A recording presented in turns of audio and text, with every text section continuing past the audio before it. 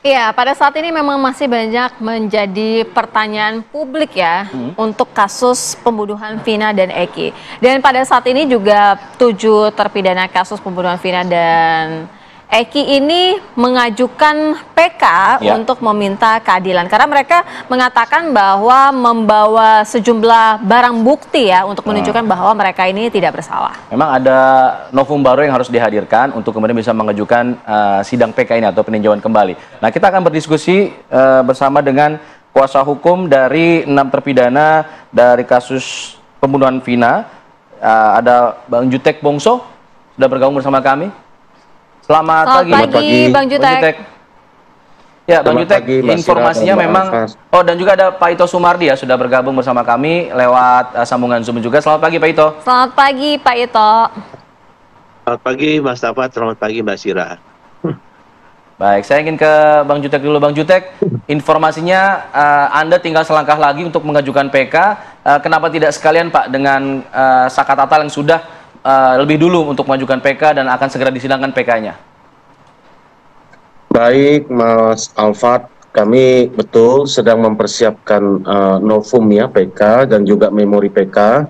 Kami tim membahas ini secara mendalam. Kami tidak ingin terburu-buru oleh karena ke-6 terpidana ini mendapatkan hukuman yang sangat serius, yaitu vonisnya seumur hidup. Kami tidak ingin gagal, itu sebabnya kami coba mencari novum-novum baru ya, yang betul-betul belum dipertimbangkan dan apa saja kekeliruan hakim dan juga yang lain ya yang kami pertimbangkan, termasuk saksi-saksi baru. Kalau Saka melakukan PK lewat kuasa hukumnya saat ini secara tanggal 24 ini, nanti kami dengar ya 24 Juli nanti akan sidang di Pengadilan Negeri Cirebon, bahwa Saka ini sudah selesai menyelesaikan hukumannya 8 tahun. Kalaupun ini gagal, ini tidak akan mempengaruhi dan dia tidak perlu menjalani lagi. Tapi kalau bagi klien kami, kalau kami gagal, maka mereka tidak akan keluar nih dari tahanan, dari penjara, ya kan? Itu sebabnya kami sangat berhati-hati terhadap 6 terpidana yang kami wakili. Demikian, Mbak Sira. Bang Jutek, untuk novum dan juga bukti barunya itu seperti apa yang dinilai yang akan menjadi suatu bukti yang kuat? Ya gini, Mbak Sira, bahwa kami kan melihat ada banyak kejanggalan dalam peristiwa ini, mulai dari penangkapan oleh Aibtu Rudiana, ya, tanpa bukti awal dia menangkap, menginterogasi, ya, infonya diduga ada penyiksaan, ada aniaya, lalu mendapatkan keterangan, dan ketika dia membuat LP sudah muncul itu semua, nama tersangkanya 11, siapa saja, dan terus, dan keterangan itu didapat dari siapa, dari Aib dan Dede. Lalu para terpidana mengaku malam itu mereka punya alibi, tidak ada di lokasi, ada di rumah Pak RT, Pak Basren bersama dengan anaknya Kavi. Makanya kami membuat 3 LP. 3 LP itu sudah diterima.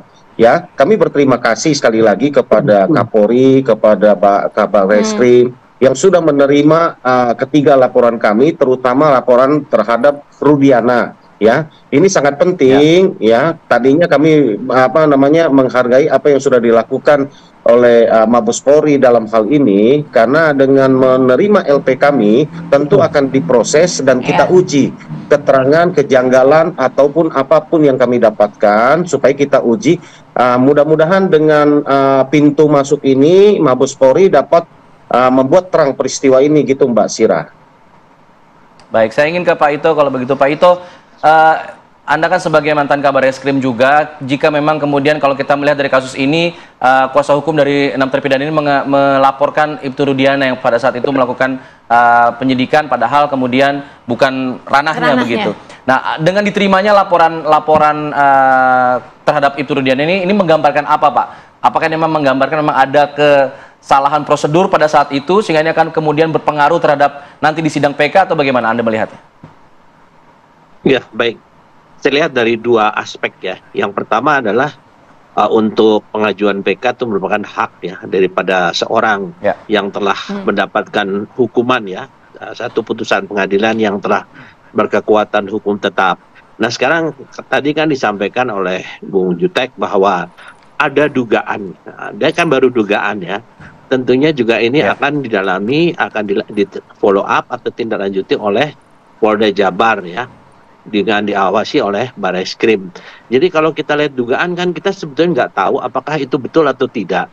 Menurut saya, pengalaman saya, sangat tidak mungkin seorang namanya itu Rudiana itu melakukan penyidikan sehingga kemudian sampai di berkas ya. Tentunya jaksa juga dengan hakim pada saat itu juga tidak mungkin akan demikian saja menerima.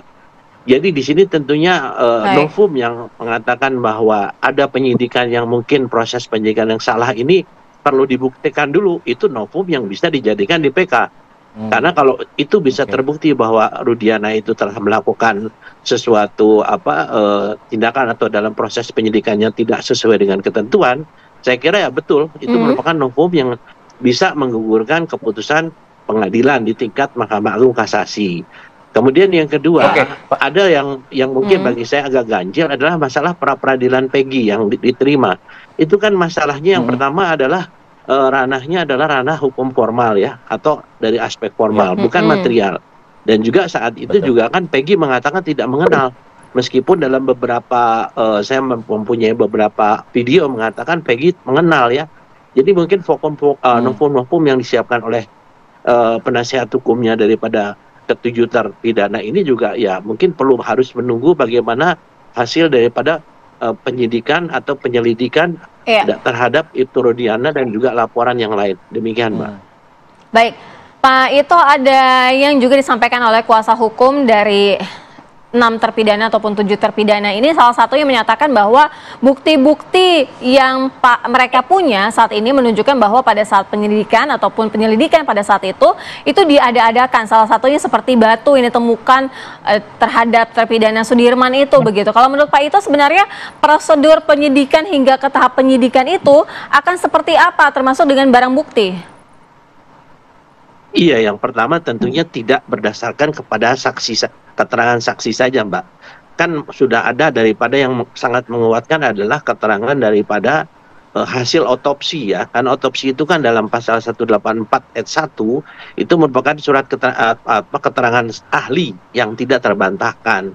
Nah kita kan nggak tahu ya, ini bergulir sekarang setelah 8 tahun seolah-olah bahwa ada kesalahan dalam proses penyidikan. Nah tentunya proses penyidikan itu kan sudah lengkap bahwa melalui satu proses penuntutan sampai dengan di peradilan. Nah kalau mengatakan PK saat ini ya, PK yang diuji adalah hasil keputusan hakim ya, bukan masalah dari penyidikannya. Nah kalau memang penyidikannya memang ada sesuatu yang keliru atau salah berdasarkan laporan para penasihat hukum dari 7 terpidana, ya itu bisa dijadikan novum ya. Saya kira kita tinggal menunggu bagaimana hasil daripada tindak lanjut pelaporan daripada 3 pihak yang dilaporkan oleh penasihat hukum 7 terpidana itu. Demikian, Pak. Baik, saya ingin kembali ke Bang Jutek. Bang Jutek, kalau ini kan berarti berdasar pada 3 LP yang dilaporkan. Kalau memang tidak ditindaklanjuti, artinya Anda tidak akan melanjutkan ke pengajuan memori PK dan lain sebagainya, atau ada upaya lain nanti mungkin?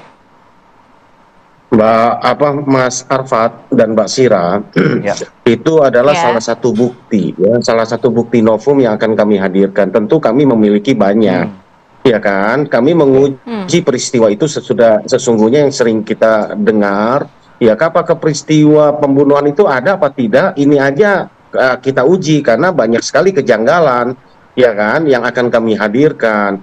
Ya, itu tidak semata-mata menunggu LP kami. Memang betul, kami bersyukur ya bahwa LP ini diterima oleh Mabes Polri, Barreskrim.